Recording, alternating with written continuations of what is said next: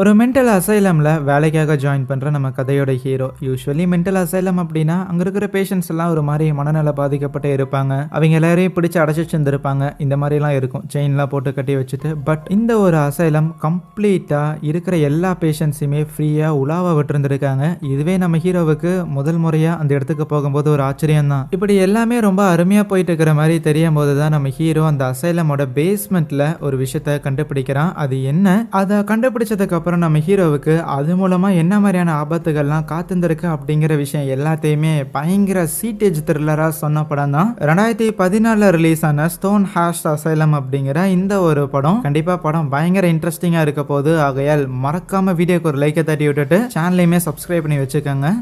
கதையோட ஆரம்பத்தில் 1899 வருஷம் ஒரு மெடிக்கல் யூனிவர்சிட்டி ப்ரொஃபஸர் பசங்க எல்லாருக்கும் பாடம் எடுத்துக்கிட்டு இருக்கும்போது இந்த ஃபீமேல் ஹிஸ்டீரியா அப்படிங்கிற ஒரு நோயை பற்றி பாடம் எடுத்துக்கிட்டு இருப்பாரு. அதை லைவாக டெமான்ஸ்ட்ரேட் பண்ணி பார்க்கறதுக்காக அந்த ஹிஸ்டீரியாங்கிற அந்த நோய் இருக்கக்கூடிய ஒரு பொண்ணையுமே கூட்டு வந்திருப்பாங்க. அந்த காலத்தில் தான் மெடிசன் எல்லாமே கொஞ்சம் வளர்ந்துக்கிட்டு இருந்தது. ஆகையால் அவங்க ஒரு மென்டல் பேஷண்ட்டை ஒரு எக்ஸாம்பிளாக கொண்டு வந்து காட்டுறது அப்படிங்கிறதுமே ரொம்ப நார்மலான ஒரு பிஹேவியர் தான் போல. இந்த ஹிஸ்டீரியா அப்படிங்கிறது பேசிக்காக அந்த காலகட்டத்தில் வெறும் பெண்களுக்கு மட்டும்தான் வந்த காரணத்தால தான் அதை ஃபீமேல் ஹிஸ்டீரியான்னு சொல்றாங்கன்னு. இந்த மாதிரியான நோயால் பாதிக்கப்பட்டவங்களால அவங்களோட எமோஷன்ஸை கண்ட்ரோல் பண்ண முடியாது, யாராவது டச் பண்ணால் அவங்களோட உடம்பெல்லாம் ஒரு மாதிரி குறுக்கிக்குவாங்க அப்படின்னு அந்த விஷயங்கள் எல்லாத்தையுமே லைவாக காட்டுறாங்க. ஆனால் அந்த பாதிக்கப்பட்ட லேடி என்னன்னா எழுந்திரிச்சுக்கிட்டு அங்கே இருக்கிற ஸ்டூடெண்ட்ஸ் எல்லாரையும் பார்த்து ப்ளீஸ் என்னை காப்பாத்துங்க காப்பாத்துங்க அப்படின்னு சொல்லி பயங்கரமாக அலறுவாங்களா. அங்கே இருக்கிற ஸ்டூடெண்ட்ஸ் எல்லாமே இந்த லேடி புலம்புறதெல்லாம் பார்த்துட்டு ஓகே சப்ஜெக்ட் இப்படி தான் ரியாக்ட் பண்ணுமான்னு சொல்லி அவங்க பாட்டுக்கு நோட்ஸ் எடுத்துக்கிட்டு இருப்பானுங்க. ஆன்சைட்டி அதிகமாக கொஞ்ச நேரத்துக்கு மேலே அந்த லேடி மயக்கம் போட்டுருவாங்களா.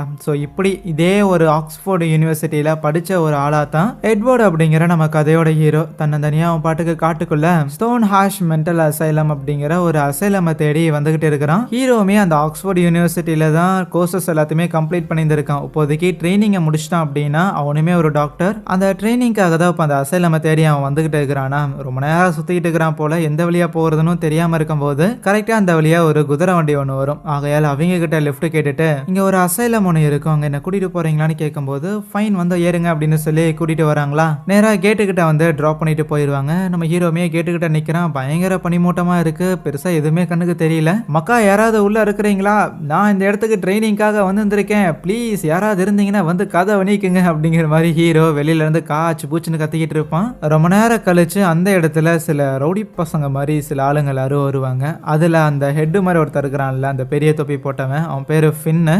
யாரா நீ, உனக்கு எங்கடா வேலைன்னு கேட்கக்குள்ள நம்ம ஹீரோவுமே இல்லைங்க இந்த இடத்துல ஒரு ட்ரெயினியா ஜாயின் பண்றதுக்காக வந்திருக்கேன், உள்ள விட்டீங்கன்னா இந்த அசைலமோட சீஃப் டாக்டரை போய் மீட் பண்ணலாம்னு சொல்லும்போது சரின்னு நம்ம ஹீரோவை உள்ள அலோவ் பண்றாங்க. பிளஸ் இந்த ரவுடி பசங்க மாதிரி இருக்கிற ஆளுங்களுக்கு மென்டல் அசைலம்ல என்ன வேலைன்னு பார்த்தா வேற என்ன வேலை, ஒரு ஹாஸ்பிட்டல் ஃபுல்லா மென்டல் கேஸுங்களா இருக்குது. அப்படிங்கும்போது அதுங்க பண்ற அந்த பிஹேவியர்ஸ் எஸ்கேப் ஆகி போனாங்கன்னா பிடிக்கிறதுன்னு சொல்லி அது எல்லாத்தையுமே கண்ட்ரோல்ல வச்சுக்கிறதுங்கிறது இந்த ஆளு தான். அதுக்கப்புறம் நம்ம ஹீரோவை கூட்டிட்டு வந்து அங்க சீஃப் டாக்டர் ஒருத்தர் இருப்பார், அவரோட ரூமுக்குள்ள விட்டுட்டு போயிருவாங்களா. நம்ம ஹீரோமே கொஞ்ச நேரம் வெயிட் பண்ணிட்டு இருக்கிறான். வெயிட் பண்றவன் அப்படியே அங்க இருக்கிற நிறைய பழைய கருவிகள் எல்லாமே இருக்கும், இந்த மருத்துவம் சார்ந்த கருவிகள், அது எல்லாத்தையும் ஒவ்வொன்றா பார்த்துக்கிட்டு இருக்கிறான். மருத்துவம் பார்க்கறானுங்களா டார்ச்சர் பண்றானுங்களா அப்படின்னே தெரியாத அளவுக்கு அந்த அளவுக்கு வித்தியாசமான ஏகப்பட்ட கருவிகள் இருக்கும். முக்கியமா பார்த்தா ஒரு மண்டையோட்டுல ஓட்டை போடுற மாதிரியான ஒரு கருவிங்கிறது இருக்கும். அந்த மண்டையோட்டில் ஆல்ரெடி ஓட்டை போட்டு தான் அந்த மண்டையோட்டை வச்சிருந்திருக்காங்களே. அதெல்லாம் ஆச்சரியமா பார்த்துட்டு இருக்கும்போது கரெக்டா அந்த இடத்துக்கு அசைலமோட சீஃப் இருக்கிறாப்ல ஒரு வராரு. அவரு வரும்போதே நம்ம ஹீரோ அங்க இருக்கிற அந்த திங்ஸ் எல்லாத்தையும் பார்த்துட்டு தானே இருந்திருப்பான். ஆகையால எக்ஸ்பிளைன் பண்றாப்ல ஆக்சுவலி இப்போ இருக்கிற காலகட்டத்தில் ஒருத்தங்க ஒரு மாதிரி வித்தியாசமா பிஹேவ் பண்றாங்க அப்படின்னா அவங்களுக்கு ஏதாவது மென்டலி சேலஞ்ச் இருக்கும் அப்படிங்கிற மாதிரியும் மென்டலி அவங்க வந்து ஏதாவது பாதிப்படைஞ்சிருப்பாங்க அப்படிங்கிற மாதிரிலாம் நம்ம நினைக்கிறோம். ஆனா இதுக்கு முன்னாடியெல்லாம் பேய் பிடிச்சிருச்சு, அவங்கள சாத்தான் பிடிச்சிருச்சு அப்படிங்கிற மாதிரியான சில முன்முடிவுகளுக்கு வந்து அவங்களோட தலைகள்ல ஓட்டையெல்லாம் போட்டு அது வழியா பேயை வந்து வெளியேற்றுறேன் அப்படிங்கிற மாதிரியான கோமாளித்தனம்லாம் பண்ணியிருந்திருப்பானுங்க. ஸோ அதை தாண்டி அப்புறம் ஷாக் ட்ரீட்மெண்ட் கொடுக்கறது அப்படின்னு சொல்லிட்டு நிறைய விஷயங்கள் பண்ணாங்க. அதெல்லாம் இப்போ நம்ம டெவலப் பண்ணிக்கிட்டு இருக்கிற இந்த ஒரு மெடிசன் பொறுத்த வரைக்கும் அது என்னதான் ஒரு மூட நம்பிக்கையாக இருந்தாலும் அதுக்காக அவங்க பயன்படுத்தின அந்த டிவைசஸ் தான் இது எல்லாமே. அதனால தான் இது எல்லாத்தையும் சேகரித்து வச்சிருக்கங்கிற மாதிரி சொல்லுவார். ஓ அதனால தான் இது எல்லாத்தையுமே உங்களோட ரூம்லேயே வச்சிருந்துருக்கீங்களா அப்படின்னு தெரிஞ்சுக்கிட்ட ஹீரோவும் அது இருக்கட்டும், ஆக்சுவலி நான் இங்கே வேலைக்கு வரேன் அப்படிங்கிற மேட்டரை நான் ஏற்கனவே ஒரு லெட்டரில் சென்ட் பண்ணியிருந்தேனே, உங்களுக்கு அந்த லெட்டருக்கு இது வரலையா, இல்லைன்னா வந்துட்டும் இப்படி நான் வேலைக்கு வர போகிறேன், ஒரு ட்ரெயினியாக வர வரப்போறேன் அப்படிங்கிற விஷயத்த நீங்க மத்த யாருக்கிட்டையும் சொல்லலையா என்ன? ஏன்னா கேட்டுக்கிட்ட ஃபின் அப்படிங்கிற ஒரு நபர் என்ன ஒரு மாதிரி சந்தேகத்தின் பேர்ல தான் உள்ளேயே விட்டுருந்துருக்காரு. ஏன் நான் வரப்போறேங்கிற மேட்டர் நீங்க சொல்லலையான்னு கேட்டா லெட்டர் போட்டீங்களா அப்படிங்கிற மாதிரி தான் அந்த ஆள் ரியாக்டே பண்றான். எது எப்படியோ இருக்கட்டும், வாங்க அப்படியே உங்களை ஹாஸ்பிட்டலில் சுற்றி காட்டுறேன் அப்படின்னு சொல்லிட்டு நம்ம ஹீரோவை கூட்டிகிட்டு வருவாரா. மற்ற இடங்களில் இருக்கிற மாதிரியான ஒரு மென்டல் அசைலம் தான் இது. ஆனால் இதில் ஒரு சின்ன ஸ்பெஷாலிட்டி என்ன அப்படின்னா, யூஸ்வலி இங்கே வரக்கூடிய எல்லா பேஷண்ட்டுமே ஏதோ ஒரு பெரிய பணக்கார ஃபேமிலியை சேர்ந்தவங்களா இருப்பாங்க. ஆனால் அதை விட ரொம்ப முக்கியமாக சொல்ல போனால் மற்ற அசைலமை காட்டிலும் இந்த அசைலமில் ஒரு சின்ன ப்ராக்டிஸ் வந்து இருக்குது. எந்த ஒரு பேஷண்ட்டையுமே இவங்க ஒரு ரூமில் அடைச்சி வைக்க மாட்டாங்க. அவங்க எல்லாருக்கும் ஏற்கனவே ஒரு விதமான ஒரு மென்டல் கண்டிஷன் இருக்குது. அதை எச்சா ட்ரிகர் பண்ணுற மாதிரி அவங்கள தனிமையில் போடுறதுக்கு பதிலாக அவங்கள வந்து நார்மலா மற்றவங்க கூட வந்து பழக விடுவோம். அது மூலமா அவங்க திருப்பி நார்மல் ஆகிறதுக்கான ஒரு வாய்ப்பு இருக்குதுன்னு நாங்க நம்புறோங்கிற மாதிரி பேசிக்கிட்டு இருக்கேன். அப்போ ஹீரோ அங்க இருக்கிற ஒரு ரூம்ல ஒரு ஆள் இருக்கிறத கவனிக்கிறான். நான் சாரு எல்லாரையும் ஃப்ரீயா வெளியில விடுவீங்கிற மாதிரி சொன்னீங்க, இந்த ஒரு ஆளை மட்டும் அடைச்சு வச்சிருக்கீங்களேன்னு கேட்டான். அவன் மனுஷனா இருந்திருந்தா நாங்க அவனை வெளியில விட்டுருப்போம் அப்படின்னு அந்த சீஃப் பதில் சொல்றாரு. என்னன்னா அவர் வந்து அந்த பேஷண்ட் வந்து தன்னைத்தானே ஒரு குதிரைங்கிற மாதிரி நம்பிக்கிட்டு இருக்கிறாராமா. ஸோ ஒரு குதிரையா தன்னைத்தானே நினைக்கிற காரணத்தால தான் கொட்டைகையில அடைக்கிற மாதிரி இந்த ரூம்ல வந்து அடைச்சு வச்சிருந்திருக்காங்க. சோறு தண்ணி எல்லாம் சாப்பிட மாட்டாராமா. புல்லு புடுங்கி கொண்டு வந்து கொடுத்தா அதை நல்லா சாப்பிடுற மாதிரியான ஒரு மென்டல் கண்டிஷன்ல இருக்கிறாரு. அப்போ அங்க பியானோ வாசிச்சுக்கிட்ட ஒரு பொண்ணு ஒருத்தி இருப்பா. அவ பேரு தான் எலிசா. படத்தோட ஆரம்பத்துல ஒரு லேடியா அந்த ஹிஸ்டீரியா இருக்குதுன்னு சொல்லிட்டு கூட்டிட்டு வந்து டெஸ்ட் சப்ஜெக்டா காமிச்சிருப்பாங்கல்ல, அந்த ஒரு லேடி தான் இவங்க. அந்த லேடிக்கு ஹிஸ்டீரியா இருக்குங்கிற விஷயத்தையும் பார்க்கதான் ரொம்ப அமைதியா இருக்கிற மாதிரி தெரியும். ஆனா யாராவது போய் தொட்டுட்டாங்கன்னு வைங்க, அவ்வளவுதான் வானத்துக்கு பூமிக்கும் குதிப்பா. ஏன் முதல்ல அவளை இங்க கொண்டு வந்து சேர்க்கும் போது கூட அன்னைக்கு அவளுக்கு ஏதோ ஒரு பெரிய பணக்கார ஹஸ்பண்ட் கூட மேரேஜ் நடந்திருக்கு. மேரேஜ் அன்னைக்கு நைட்டு அவளோட ஹஸ்பண்ட் இவளை தொட்ட காரணத்தாலேயே பிடிச்சி பயங்கரமா பதறி போய் அந்த ஆளோட காதெல்லாம் கடிச்சு வச்சுட்டாலாமா. அதுக்கப்புறம் தான் எலிசாவை கூட்டிட்டு வந்து இந்த இடத்துல சேர்த்து விட்டுட்டே போயிருந்திருக்காங்க. பட் அந்த ஹஸ்பண்டுக்கு எலிசா மேல ரொம்பவுமே பாசம் ஜாஸ்தினும் வாரம் பாக்குறதுக்காக வருவாரு. பட் என்னதான் வாரம் வந்தாலுமே எப்போ என்னோட ஒய்ஃப் வந்து டிஸ்சார்ஜ் பண்ணுவீங்க அப்படின்னு கேட்டுக்கிட்டு இருந்தாலுமே ஸ்டில் நாங்க விசாரிச்ச வரைக்கும் அந்த ஆளோட கேரக்டரே ஒரு மாதிரி சரி இல்லைன்னு கேள்விப்பட்டிருந்திருக்கோம். எப்படியும் இப்போதைக்கு இந்த லேடியை டிஸ்சார்ஜ் பண்ண முடியாதுன்னு சொல்லிக்கிட்டு இருந்தா நம்ம ஹீரோ வெச்ச கண்ணு வாங்காம அந்த எலிசாவே ஒரு மாதிரி குறுகுறுன்னு பார்த்துட்டே இருப்பானா. அந்த லேடியுமே நம்ம ஹீரோவை கவனிக்க செய்யறாங்க. அன்னைக்கு நைட்டு ஒரு டின்னர் மாதிரி அரேஞ்ச் பண்ணியிருந்திருப்பாங்களா. நம்ம ஹீரோவுமே சாப்பிட்றதுக்காக வந்திருக்காங்க. நிறைய பேர் இருப்பாங்க. கூடவே அந்த எலிசாங்கிற லேடி இருக்கிறாங்கல்ல, அவங்களுமே அந்த இடத்துல பியானோலாம் வாசிச்சுட்டு இருக்கும்போது அப்போ நம்ம ஹீரோ பக்கத்துல ஒரு வயசான ஒரு ஆள் இருப்பாரா. அவர் ஆள் பாக்குறதுக்கே பயங்கர ஸ்மார்ட்டா இருக்க.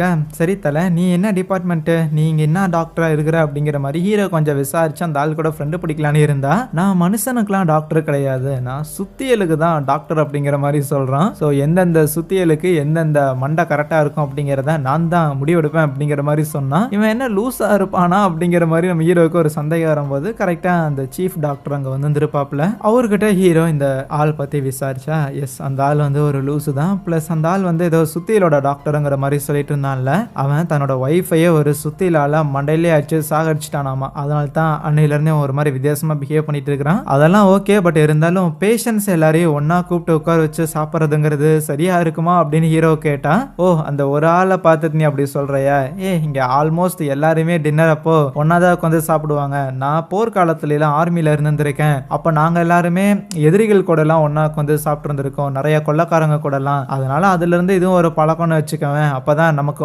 டாக்டர்ஸுக்கும் அந்த பேஷண்ட்ஸுக்கும் நடுவில் எந்த ஒரு பாகுபாடும் இல்லைங்கிற மாதிரி அந்த பேஷண்ட்ஸ் நினைப்பாங்க அப்படின்னு சொல்லிட்டு அதுக்கப்புறம் நம்ம ஹீரோவையும் உட்கார வச்சிருந்திருக்கேன். அப்படியே சாப்பிட்டு சும்மா கதை பேசிக்கிட்டு இருப்பாங்களா. அப்போ நம்ம ஹீரோ அந்த ஃபின்னுங்கிற அந்த செக்யூரிட்டி மாதிரி ஒரு ஆள் இருந்தான்ல, அவன் காலையில ஹீரோ வரும்போது உள்ள அலோவ் பண்ணியிருந்திருக்க மாட்டான். ஆகையால் அதை சொல்லி சும்மா நக்கல் பண்ற மாதிரி பண்ணும்போது அந்த ஃபின்னுக்கு கோவம் வந்துடும். ஒரு மாதிரி ஹீரோவை திட்டுற மாதிரி பேச ஆரம்பிப்பானா. உடனே அந்த சீஃப் தான், ஃபின்னு அமைதியாயிரு, புதுசா வந்தவங்க கூட உனக்கு என்ன பஞ்சாயத்துன்னு கேட்கும்போது எதுவும் பிரச்சனை எல்லாம் பண்ணலன்னு சொல்லி அப்படியே எழுந்திரிச்சு வந்தவன் நேரம் நம்ம ஹீரோ கிட்ட வந்துட்டு ட்ரிங்க்ஸ் கொஞ்சம் கொடுத்துட்டு, இந்த இதை குடி, நம்மளோட ஃப்ரெண்ட்ஷிப்புக்கு இது ஒரு தொடக்கமா இருக்கட்டும்ங்கிற மாதிரி சொல்லுவானா. ரொம்ப பாசக்காரனா இருப்பான் போலையேன்னு நம்ம ஹீரோவும் எடுத்து குடிக்கலான்னு இருக்கேன். இதை கவனிச்சுக்கிட்டு இருந்தா அந்த எலிசா இருக்கிறாங்கல்ல, அவங்க ஒரு மாதிரி பதட்டப்பட்டு அப்படியே டேபிளுக்கு கீழே போய் நம்ம ஹீரோவோட காலை தட்டி விட்டுருவாங்க. ஆகையால் அந்த ட்ரிங்க்ஸ் அவன் குடிக்காம அப்படியே அவனோட ஷர்ட் மேலாம் சிந்திரும். உடனே அந்த எலிசாவும், என்னங்க தெரியாம மேலே சிந்திட்டீங்களா, இந்த பக்கம் வாங்க உங்களோட ட்ரெஸ்ஸை கிளீன் பண்ணி விட்டுருன்னு சொல்லிட்டு அவ வேகமா நம்ம ஹீரோவை தனியா கூட்டிட்டு வருவான். கூட்டிட்டு வந்தவ தனியா ஒரு இடத்துல வச்சு, இங்க பாரு, இங்க இருக்கிற வேலையெல்லாம் வச்சுக்காத, வேகமா இங்க இருந்து கிளம்புற வழியை பாரு,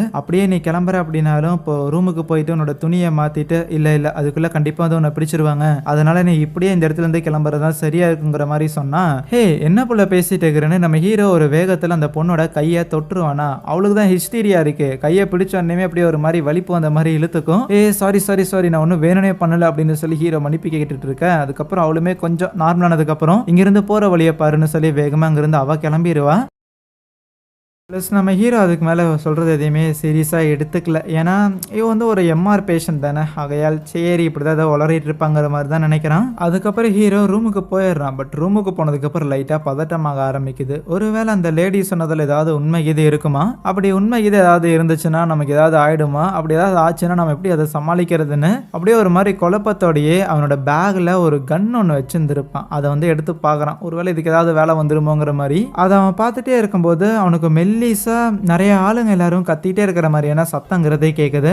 இந்த சத்தம் எங்கடா வருதுன்னு அப்படியே லைட் எடுத்துக்கிட்டு அந்த சத்தத்தை ஃபாலோ பண்ணி போனா அங்க இருக்கிற ஒரு பேஸ்மெண்ட்ல ஏகப்பட்ட இந்த மனநோயாளிங்க எல்லாரையுமே கூண்டில் அடைச்சு வச்சிருந்திருக்காங்க. அதை பார்க்கும்போது முதல்ல என்னதான் ஹீரோ ஷாக்காக செஞ்சாலுமே அதுக்கப்புறம் சரி ஒருவேளை அந்த சீஃப் வந்து எல்லா மென்டல் பேஷண்ட்டையுமே அப்படியே வெளியில உலாவ விடுறதுக்கு பதிலாக ரொம்ப டேஞ்சரஸா இருக்கிற ஆளுங்களை மட்டும் இந்த மாதிரி அடைச்சு வச்சிருந்திருப்பாங்க போல. இதை மேபி நாளைக்கு இது நம்ம கிட்ட சொல்லி இருக்கலாம், அதுக்குள்ள நம்மளே இதை கண்டுபிடிச்சு வந்துட்டோம் அப்படிங்கிற மாதிரி தனக்கு தானே அவன் காரணம் சொல்லிக்குவான். அப்ப அந்த குரூப்ல ஒரு வயசானவர் பெஞ்சமின் அப்படின்னு அவரு ஹீரோவை பார்த்து, தம்பி நீ யாருப்பான்னு கேட்டா, பைத்தியத்துக்கெல்லாம் பதில் சொல்லணுமா அப்படிங்கிற மாதிரி தான் ஹீரோவோட ரியாக்ஷனுங்கிறது இருக்கும். அதுக்கப்புறம் அவன் சொல்றான் தன்னோட பேர் எட்வர்ட் அப்படின்னும், தான் இந்த இடத்துல புதுசா ஜாயின் பண்ணி இருக்கிற ஒரு டாக்டருங்கிற மாதிரி சொல்றானா. பிளஸ் அவன் தன்னோட பேரையும் தான் இப்படி புதுசா ஜாயின் பண்றதுக்காக இங்க வந்திருக்கேன் அப்படிங்கிற மேட்டர்லாம் சொல்லும்போது அங்க இருக்கிற மத்தவங்களுக்கு தெரிஞ்சிருந்திருக்கு, நீ இந்த லெட்டர் போட்டையில அந்த ஒரு ட்ரெயினி டாக்டரா அப்படின்னு கேக்குறாங்க. என்னடா இது நம்ம இங்க வரப்போறோம் அப்படின்னு லெட்டர் போட்ட விஷயங்கிறது அந்த சீஃபுக்கு தெரியல. பட் இந்த இடத்துல மனநிலை பாதிக்கப்பட்டு ஜெயில அடைச்சு வச்சிருந்திருக்கேன் இவங்களுக்குலாம் எப்படி தெரிய வந்திருக்குதுன்னு ஒன்றும் புரியாம ஷாக் ஆக கொஞ்சம் யோசிச்சு பார்க்கறான். அப்புறம் தான் ஒரு மேட்டரே அவனுக்கு ரியலைஸ் ஆகுது. அப்படின்னா நீங்க தான் டாக்டர்ஸா அப்படின்னு ஷாக் ஆனா.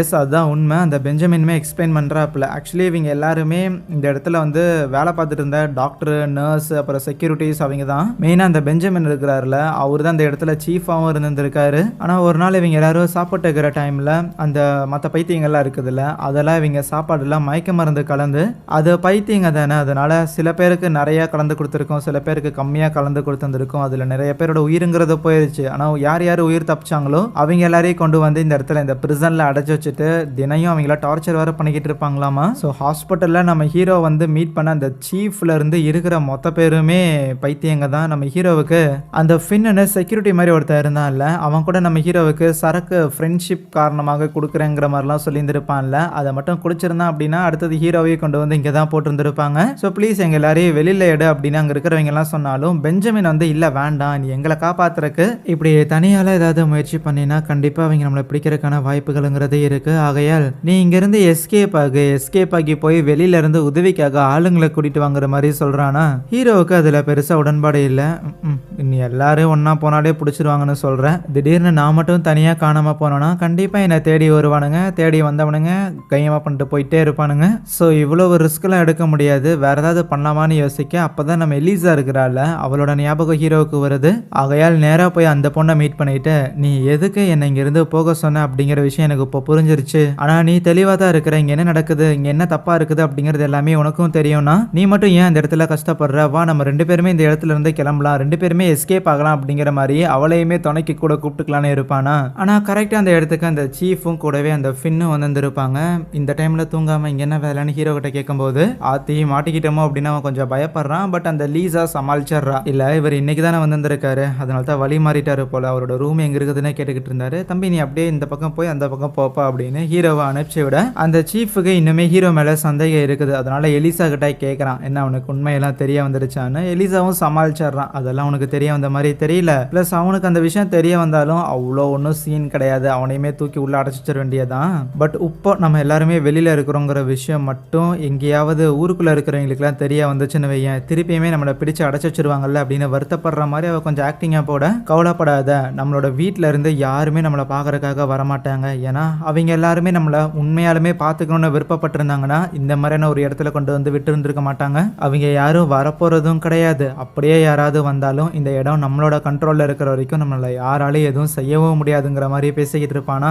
அடுத்த நாள் காலையில ஹீரோ எப்படியாவது அங்கிருந்து எஸ்கேப் ஆகலான்னு சொல்லிட்டு அங்கிட்டும் இங்கிட்டும் தப்பிக்கிறதுக்காகலாம் முயற்சி பண்ணலான்னு பாக்குறான். பட் அவன் எங்க போனாலுமே அந்த ஃபின்னோட ஆளுங்க அதிகமா இருக்கிறாங்க. ஆகையால அவனால யாரோட கண்ணிலையும் படாம தப்பிக்கிறதுக்கான ஒரு வாய்ப்பை உருவாக்கிக்கவே முடியல. சரி வேற வழி இல்லைன்ட்டு இப்போதைக்கு அந்த பிரிசன்ல சில ஆளுங்க நிறைய பிடிச்சி வச்சிருந்திருக்காங்கல்ல, அவங்களுக்கு சாப்பிட்றதுக்காக சில விஷயங்கள் எல்லாத்தையுமே ஹீரோ எடுத்துட்டு போறான். அதை எடுத்துட்டு போய் அவங்க கிட்ட கொடுத்துட்டு கூடவே எப்பா இங்கிருந்து தப்பிச்சு போறதுக்கு எங்களால சுத்தமா முடியலன்னு சொன்னா.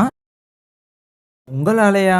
உங்களால அப்படின்னா நீ இருக்கிற இன்னொருத்தர் யாருன்னு அந்த பெஞ்சமின் கேட்கும்போது, அதான் இந்த இடத்துல எலிசா அப்படின்னு ஒரு பொண்ணொருத்தி இருந்தால, அவளுமே பேஷண்ட் மாதிரி தான் தெரியுது. இருந்தாலுமே மற்ற பேஷண்ட்டை கம்பேர் பண்ணும்போது ஓரளவுக்கு தெளிவா இருக்கிற மாதிரி தான் இருக்கு. எனக்கு அவள் உதவி கூட பண்ண பார்க்குறா அப்படின்னு சொன்னா, பெஞ்சமின் வந்து இல்லப்பா நீ எந்த கேஸுங்களையுமே நம்பக்கூடாதுங்கிற மாதிரி தான் சொல்றாப்புல. பட் அப்போ அங்க கூட இருக்கிற இன்னொரு லேடி இல்ல எலிசா வந்து கொஞ்சம் நல்லவ தான், அதனால அவளை நம்புறதுல எனக்கு தெரிஞ்சு பெருசா பிரச்சனை வராதுங்கிற மாதிரி சொல்லுவாங்க. ஆனா அதுக்கப்புறம் ரொம்ப நேரம் இதே இடத்துல இருந்து அவங்களுக்கு சந்தேகம் வந்துடும்னு சொல்லிட்டு டைரக்டா அந்த சீஃப் இருக்கிறான்ல அவனை மீட் பண்றதுக்காக ஹீரோ போயிருந்திருப்பானா. அந்த ஆளுமே இங்க இருக்கிற நிறைய பேஷண்ட்ஸை பார்க்கணும், வேணும்னா என் கூட ரவுண்ட்ஸ் வாங்க அப்படின்னு சொல்லிட்டு ஹீரோவை கூடயே கூட்டிட்டு போயிருந்திருப்பான். அப்படி இவங்க ஒரு பேஷண்ட்டை பார்க்கறதுக்காக போறாங்க. அவன் இதுக்கு முன்னாடி ஏதோ ஒரு சர்க்கஸ்ல வேலை பார்த்து இருந்திருப்பானாமா. ஆனா அந்த சர்க்கஸ்ல இருக்கிற எல்லாருமே அவனை அந்த சர்க்கஸுக்குன்னு ஒரு நேம் ஒன்று இருக்கும்ல, அந்த நேமை வச்சுதான் கூப்பிடுவாங்க, அவனை கலாய்ப்பாங்க அப்படின்னு சொல்லி அது மூலமாவே ஒரு மாதிரி மென்டலி அஃபெக்ட் ஆன ஒருத்தன், அதனால தான் அவங்க கொண்டு வந்து வச்சிருந்திருக்காங்க அப்படிங்கிற மாதிரிலாம் சொல்லியிருந்திருப்பாங்க.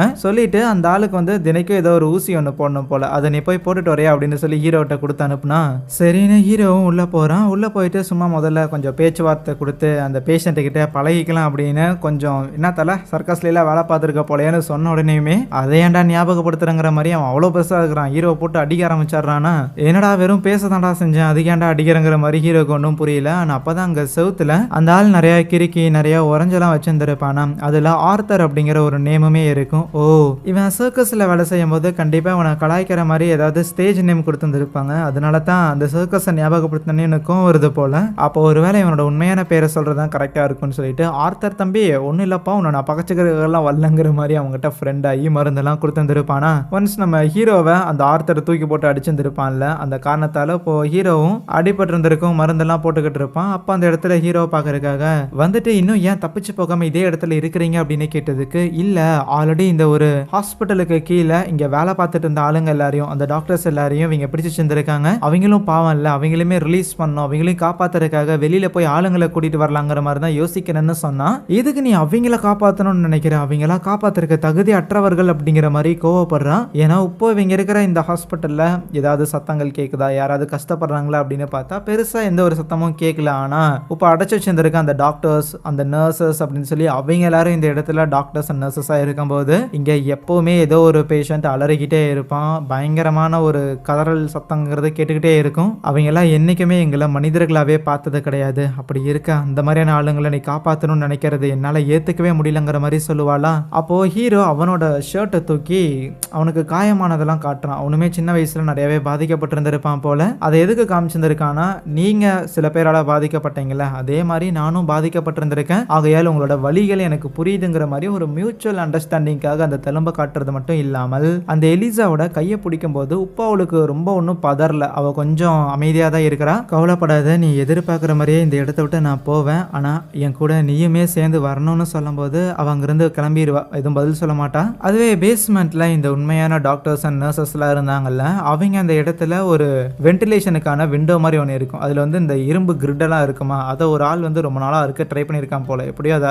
எடுத்தாச்சு. ஸோ அது வழியாக எல்லாருமே வெளியில போய் எஸ்கேப் ஆகுறது அதெல்லாம் வேலைக்காகாது. அதுக்கு பதிலாக நம்ம ஹீரோ கிட்ட சொன்னாங்கல்ல, நீ வெளியில போய் ஆளுங்களை கூட்டிட்டு வா அப்படின்னு, அதே மாதிரி இப்போ 2 பேர் வந்து வெளியில எஸ்கேப் ஆகுறாங்க ஆளுங்களை கூட்டிட்டு வரக்காக. பேரலா ஹீரோ அந்த சீஃப் இருந்தான்ல அவனோட ரூமுக்கு போயிட்டு அங்க ஏதாவது அந்த சீஃபோட பேஷண்ட் டீடைல்ஸ் இது கிடைக்குமா அப்படிங்கிற மாதிரி தேடிட்டு இருப்பானா. அப்ப யாரோ உள்ள வர மாதிரி தெரிய ஹீரோ உடனே போய் அங்க இருக்கிற ஒரு கபோர்ட்ல ஒளிஞ்சுக்கிறான். உள்ள வரதுங்கிறது அந்த சீஃபும் ஃபின்னுமா இருக்கும். உள்ள வரும்போதே அந்த ஃபின் ஹீரோவை திட்டிட்டு தான் வரான். ஹீரோ கிட்டத்தட்ட இங்க வந்து 3 3 நாள் கிட்ட ஆயிடுச்சு, இன்னுமே எதுக்கு அவனை விட்டு வச்சிருந்திருக்கீங்க, அவனையுமே பிடிச்சி உள்ள போட வேண்டியதானு சொன்னா அதுக்கு அந்த சீஃபுக்கு பெருசா விருப்பம் இல்லாத மாதிரி தான் தெரியுது. ஹீரோ கொஞ்சம் திறமசாலியான ஒரு டாக்டர் மாதிரியும் கூடவே எப்படி மற்ற பேஷண்ட்ஸ் கிட்ட நடந்துக்கணும் அப்படிங்கிற அந்த பக்குவம் எல்லாமே அவனுக்கு தெரிஞ்சிருக்குது. எப்படி பார்த்தாலும் ஒரு வகையில் அவன் நமக்கு உதவிகரமாக தான் இருப்பான் அப்படிங்கிறது அவனோட எண்ணம். ஆனா அப்படியே நம்மளுக்கு எதிராக அவன் திரும்புற மாதிரி இருந்தாலுமே நான் அடிக்கடி கவனிச்சுக்கிட்டு தான் இருக்கிறேன். அந்த எலிசா கிட்ட அவன் பேசிக்கிட்டே இருக்கிறான். ஸோ எலிசாவை அவனுக்கு பிடிச்சிருந்திருக்கும் என்னமோ. ஆகையால் இந்த ஹாஸ்பிட்டலில் பற்றின உண்மைகள் அவனுக்கு தெரிய வந்தாலுமே எலிசா வச்சு அவனை கரெக்ட் பண்ணிடலாம்.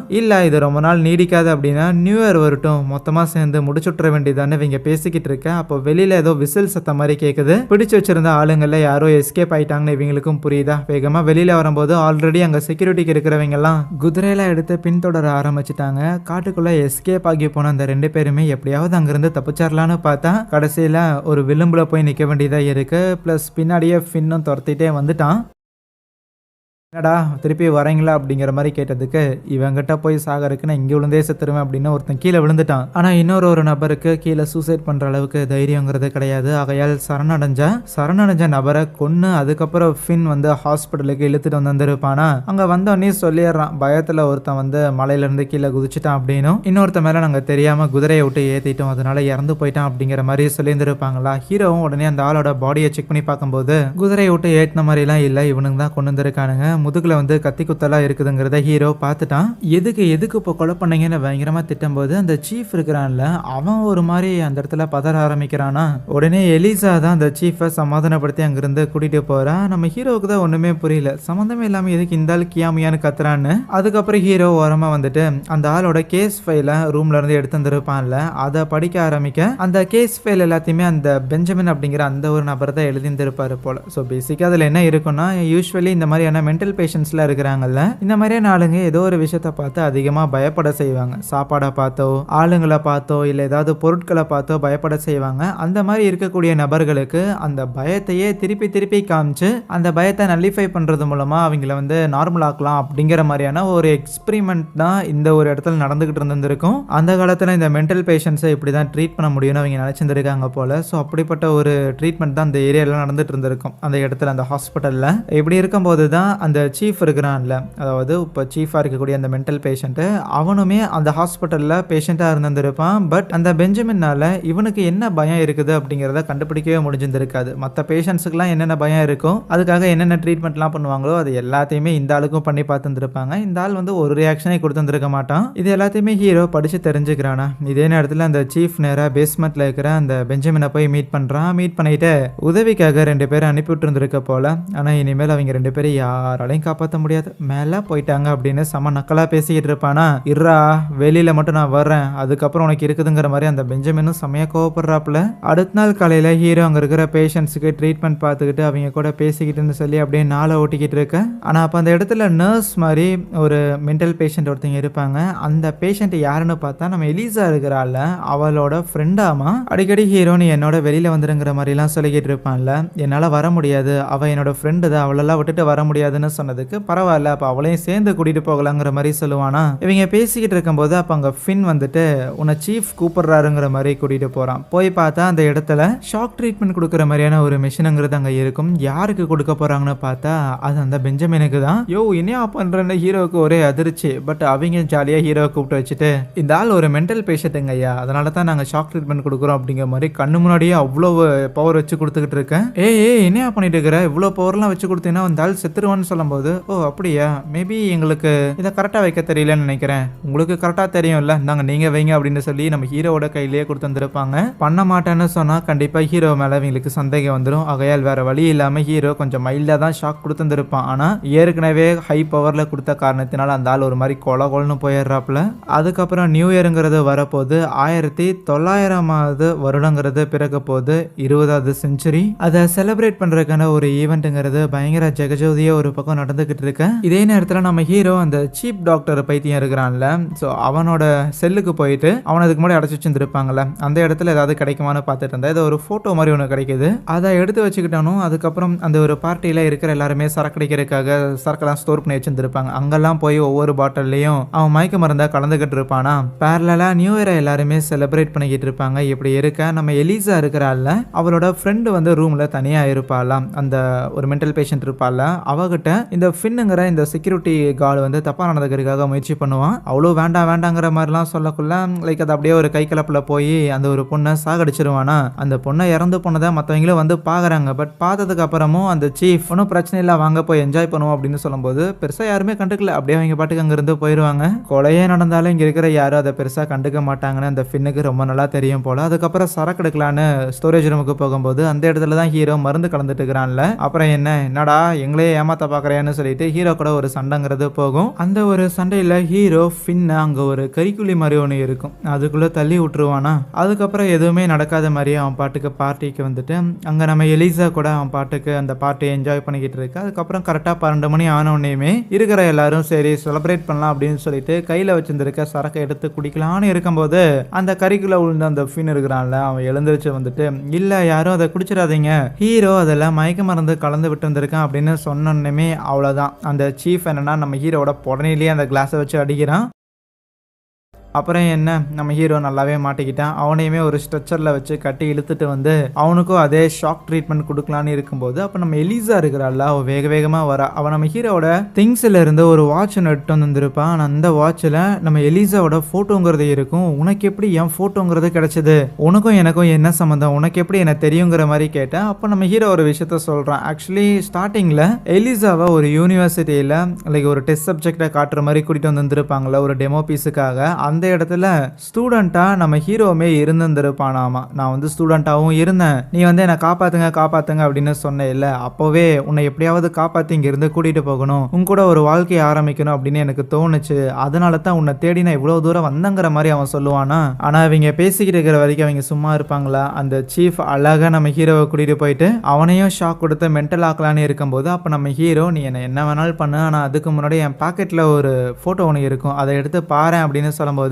சரின்னு அந்த ஆளுமே எடுத்து பார்க்குறான். அதில் ஒரு சின்ன பையனோட ஃபோட்டோங்கிறது இருக்கும். அவ்வளோதான். அதை பார்த்தோன்னே அந்த ஆள் அப்படியே ஒரு மாதிரி மண்டை குழம்பி போய் என்ன பண்ணுறதுனே தெரியாமல் ஏதோ போர் காலகட்டத்தில் இருக்கிற மாதிரியான ஹலுசினேஷன்லாம் தோணி அங்கேருந்து போயிடுவானா. என்னடா அவன் மொட்டை தலையன் போயிட்டானேன்னு செம காண்டில் அந்த ஃபின் ஹீரோவை போட்டு தள்ளுறதுக்காக ஷாக் கொடுக்கலான்னு இருக்க நம்ம எலிசா இருக்கிறாள் அவள் உள்ளே பூந்து எப்படியோ அந்த ஃபின்னை அடிச்சு போட்டுறான். அண்ட் இந்த ஒரு கலவரத்தில் அந்த இடமே பயங்கரமாக தீப்பிடிச்சி எரிய ஆரம்பிச்சிருது. இருக்கிற எல்லாரையும் சேஃபாக வெளியில் கூட்டிகிட்டு போனேன் எலிசா கிட்ட சொன்ன ஹீரோவும் அடுத்தது அந்த சீஃப் இருக்கிறாப்ல அந்த ஆள் எங்க இருக்கிறான் அப்படின்னு தேடி வந்தா அந்த ஆள் அவன் பாட்டுக்கு அப்படியே ஒரு மாதிரி மனபிராந்தியில் இருக்கிற மாதிரியே இருக்கும். அப்பதான் அவனோட பிளாஷ்பேக் என்னென்ன காட்டுறாங்க. ஆக்சுவலி இந்த ஆள் இதுக்கு முன்னாடி மிலிட்ரியில இருந்திருப்பாரு போல. போர் காலகட்டத்தில் நிறைய சோல்ஜர்ஸ் எல்லாம் இறந்து போயிருந்திருப்பாங்கல்ல. அந்த மாதிரியான சோல்ஜர்ஸ் உயிருக்கு போராடிட்டு கை கால் எதுவுமே இல்லாமல் லைக் அந்த இடத்துல வந்து துடிச்சுக்கிட்டு இருப்பாங்க. ஒரு 10 நிமிஷத்துலையோ 20 நிமிஷத்துலையோ சாக போகிறவங்க. ஏன்னா எப்படியும் காப்பாற்ற முடியாது. ஆனால் அந்த மாதிரியான சூழ்நிலையில் வேற வழி இல்லாமல் அவங்களோட சாவை வந்து தள்ளி போட வேணாம் அப்படின்னு சொல்லிட்டு ஏன்னா வழியில் எல்லாரும் துடிச்சுக்கிட்டு இருக்கிறாங்கல்ல, அந்த வழியில் அவங்க இறந்து போகிறதுக்கு பதிலாக உப்பவே இறந்து போகிறது நல்லதுங்கிற மாதிரி அவங்க போட்டு தள்ள ஆரம்பிச்சிருந்துருப்பாங்க. அவருக்கு அதில் விருப்பம் இல்லை ஒரு துளி கூட, இருந்தாலும் வேற வழி இல்லாமல் பண்ணியிருந்திருப்பாரு.